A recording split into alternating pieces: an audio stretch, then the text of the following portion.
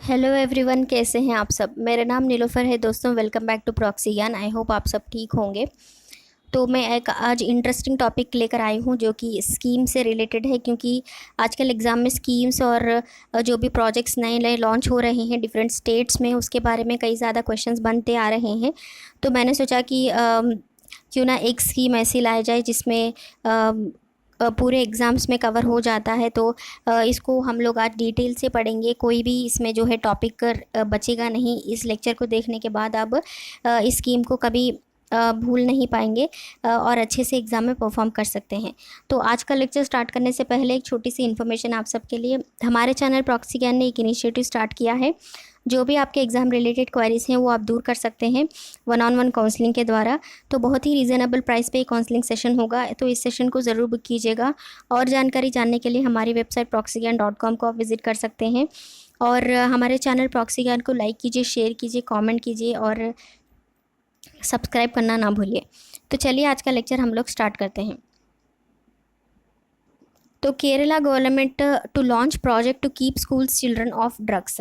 तो केरला गवर्नमेंट ने एक नया प्रोजेक्ट लॉन्च किया है जो कि स्कूल के जो बच्चे होते हैं उनको ड्रग्स से दूर करने के लिए, क्योंकि ज़्यादातर बच्चे आजकल ड्रग एडिक्टिव हो जाते हैं, उनका ड्रग अब्यूज़ भी हो जाता है, उससे कई ज़्यादा हेल्थ प्रॉब्लम्स होते हैं, कई तरह तो डेथ भी हो जाती है। तो इससे क्या हुआ है कि केरला गवर्नमेंट में एक प्रोजेक्ट स्टार्ट किया है जिसमें स्कूल के चिल्ड्रन को ड्रग्स से दूर रखने की पूरी कोशिश की जा रही है।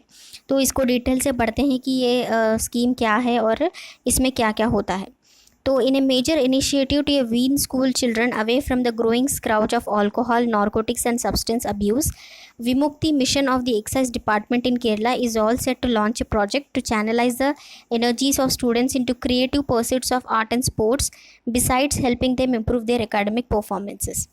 तो आज जो है तिरुवनंतपुरम में एक नई स्कीम लॉन्च की गई है जो कि विमुक्ति मिशन के अंडर आती है।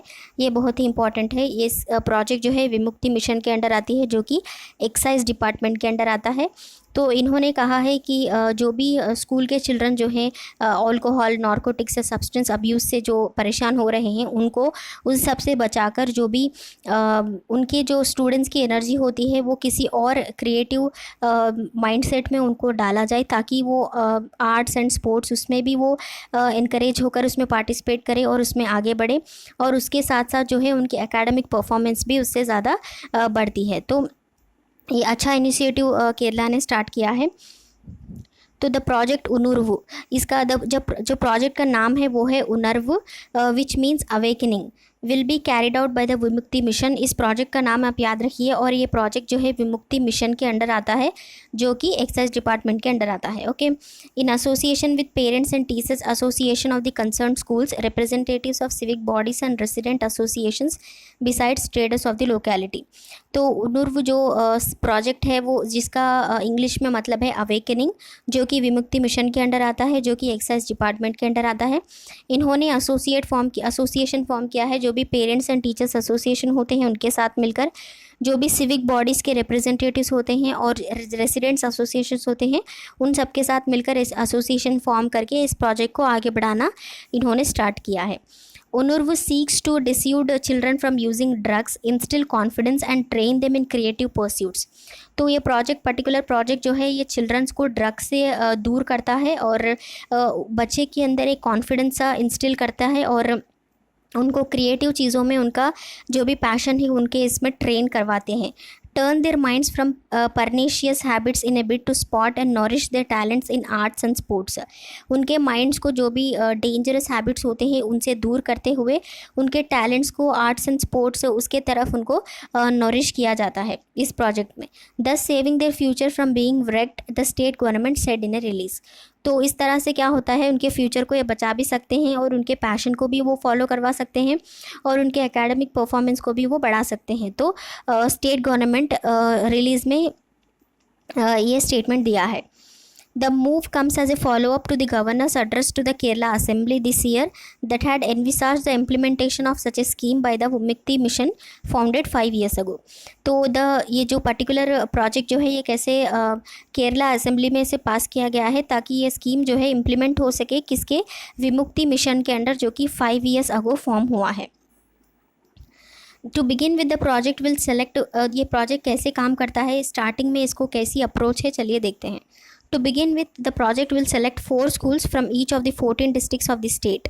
तो पहले प्रोजेक्ट स्टार्ट होते होते जो है पहले 4 स्कूल्स को ये प्रोजेक्ट जो है सेलेक्ट करता है, जिसमें 14 डिस्ट्रिक्ट्स में जो है 4 स्कूल्स सेलेक्ट किए जाएंगे, एक एक स्टेट में, एक एक डिस्ट्रिक्ट में। Excise officials will visit the education institutions, study the drug related issues and form a committee that will chart out an action program. Okay तो 4 schools from 14 districts each select करने के बाद इसमें से एक्साइज ऑफिशियल्स वो हर एक school को वे visit करेंगे, वहाँ के ड्रग रिलेटेड इश्यूज़ को वो समझेंगे और कमेटी को फॉर्म किया जाएगा ताकि जो भी उसके हिसाब से जो एक्शन प्लान है उसको सॉर्ट आउट कर सके। Its activities will be carried out under the guidance of a high-powered panel at the Excise Commissariat, which includes sport experts, the release said.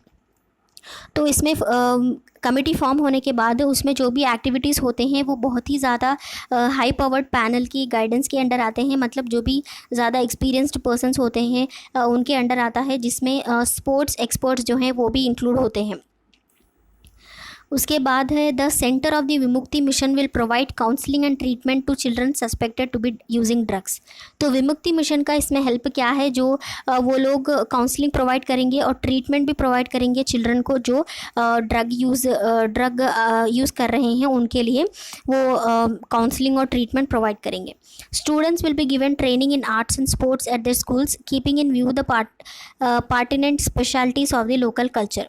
तो ये काउंसलिंग एंड ट्रीटमेंट प्रोवाइड करने के बाद उस स्टूडेंट्स को training भी दी जाएगी आर्ट्स एंड स्पोर्ट्स में, या फिर वहाँ के लोकल कल्चर और एक्टिविटीज़ को ध्यान रखते हुए उन पर्टिकुलर चीज़ों में इन सबको ट्रेनिंग दी जाएगी ताकि वो उसमें इंटरेस्टिंगली जो है आगे बढ़ सके और उनके कॉन्फिडेंस को जो है वो इंस्टिल कर सके।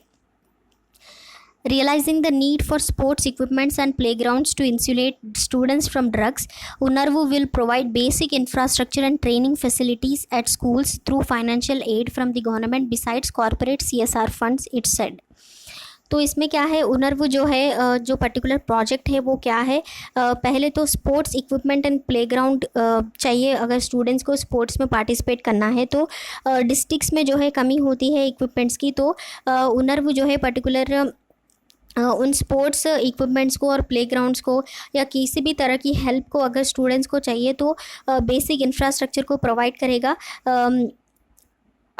गवर्नमेंट से स्पेशली फाइनेंशियल एड ये लेकर उनको बेसिक इंफ्रास्ट्रक्चर और ट्रेनिंग फैसिलिटीज़ जो है उन बच्चों को दिलाई जाएगी।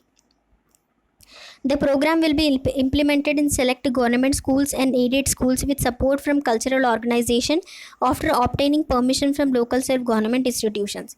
ये प्रोग्राम जो है पर्टिकुलरली जो भी सेलेक्ट गवर्नमेंट स्कूल्स होते हैं उनमें किया जाएगा और एडेड स्कूल जो होते हैं उनमें किया जाएगा। किसके सपोर्ट से, कल्चरल ऑर्गेनाइजेशंस जो होते हैं उनके सपोर्ट से किया जाएगा, लोकल सेल्फ गवर्नमेंट इंस्टीट्यूशंस जो होते हैं उनकी परमिशन लेने के बाद। The Excise Department plans to implement the program on an experimental basis in 4 schools in Thiruvananthapuram.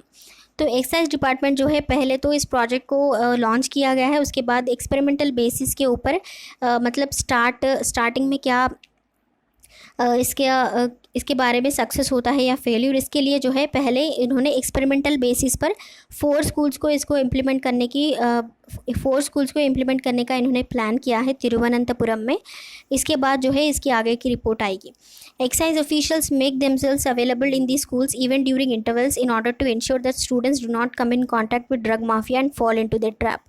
तो एक्साइज ऑफिशियल्स जो है पर्टिकुलर इंस्टीट्यूशंस में जाते हैं, एजुकेशनल इंस्टीट्यूशंस में, स्कूल्स में, वहाँ जाकर वो देखते हैं कि ड्रग रिलेटेड इश्यूज़ क्या क्या चल रहे हैं। जो इंटरवल होता है स्कूल का उस टाइम पर भी वो मॉनिटर करते हैं, स्क्रूटिनाइज करते हैं ताकि बच्चे जो हैं ड्रग माफिया में अंडर ना आए और उसके ट्रैप में जो है वो फॉल ना हो।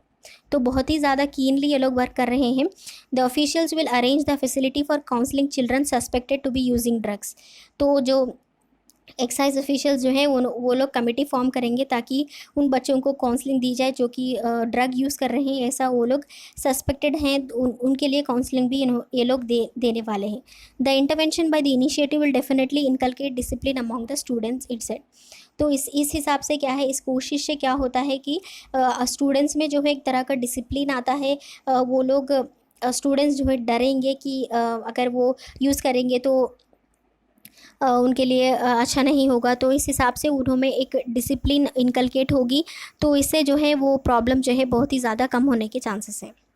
तो आज के लिए इतना ही। आई होप आपको इस लेक्चर में ज़्यादा इन्फॉर्मेशन मिला होगा। तो इस प्रोजेक्ट को याद रखिएगा, इसके अंडर क्या क्या आता है ये सारे भी याद रखना बहुत ही इंपॉर्टेंट है। किसी भी एग्ज़ाम पॉइंट ऑफ व्यू से स्कीम्स जो हैं आजकल बहुत ही ज़्यादा पूछे जा रहे हैं, तो आई होप ये एग्ज़ाम में आपको ज़रूर काम आएगा। अगले लेक्चर में एक और इंटरेस्टिंग टॉपिक के साथ फिर से मिलती हूँ, तब तक के लिए बाय बाय, टेक केयर।